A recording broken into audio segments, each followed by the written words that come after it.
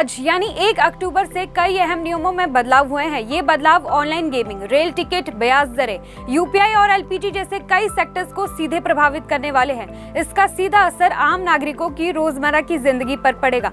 आइए ऐसे ही 5 बड़े बदलावों के बारे में विस्तार से जानते हैं। पहला बदलाव, अब जनरल रिजर्वेशन खुलने के पहले 15 मिनट में सिर्फ वो ही लोग ऑनलाइन टिकट बुक कर पाएंगे जिनका आईआरसीटीसी अकाउंट उनके आधार कार्ड से लिंक्ड है।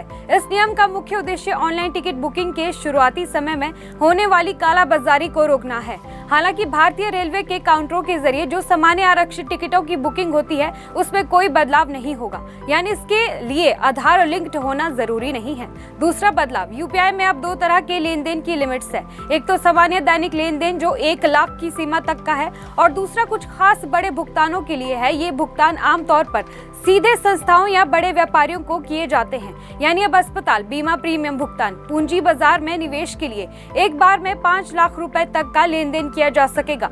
तीसरा बदलाव, ऑनलाइन गेमिंग प्लेटफॉर्म्स में खिलाड़ियों की सुरक्षा सुनिश्चित करने के लिए नए नियम लागू हुए हैं। ऑनलाइन गेमिंग प्लेटफॉर्म को अब मेरिट वाइज से लाइसेंस लेना अनिवार्य होगा और रियल मनी ऑनलाइन गेमिंग में शामिल होने के लिए 18 साल से कम उम्र के लोगों को अनुमति नहीं होगी। इसके साथ ही कई प्रकार के ऑनलाइन सट्टेबाजी और रियल मनी गेम्स पर पूरी तरह प्रतिबंध लगाया जा सकता है।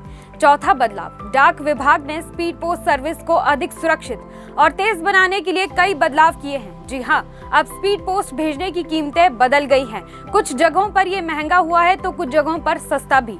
ये इस बात पर निर्भर करेगा कि आपका पार्सल कितना भारी है और कितना दूर जा रहा है। साथ ही डाक विभाग ने अब ओटीपी वाली डिलीवरी शुरू की है, यानी जब आपका स्पीड पोस्ट पार्सल पहुंचेगा तो आपको पोस्टमैन को एक ओटीपी बताना होगा, तभी आपको पार्सल मिलेगा।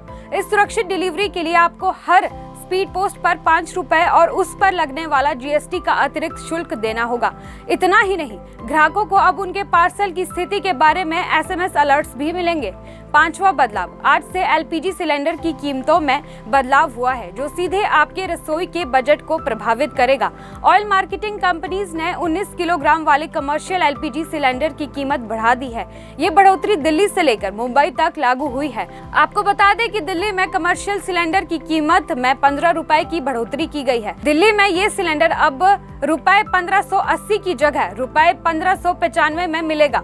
ये बदलाव डिजिटलाइजेशन और सुरक्षा पर ज्यादा केंद्रित है। हालांकि एलपीजी और कुछ डाक सर्विसेज की कीमतों में वृद्धि से सीधा आर्थिक बोझ पड़ सकता है, लेकिन रेलवे और यूपीआई के नियम धोखाधड़ी रोकने और सुविधा बढ़ाने पर केंद्रित है, जिससे लंबी अवधि में आम नागरिक को अधिक लाभ मिलेगा। आपको ये जानकारी कैसी लगी हमें कमेंट्स में बताएं। बाकी की तमाम जानकारी के लिए देखते रहिए लिविंग इंडिया न्यूज।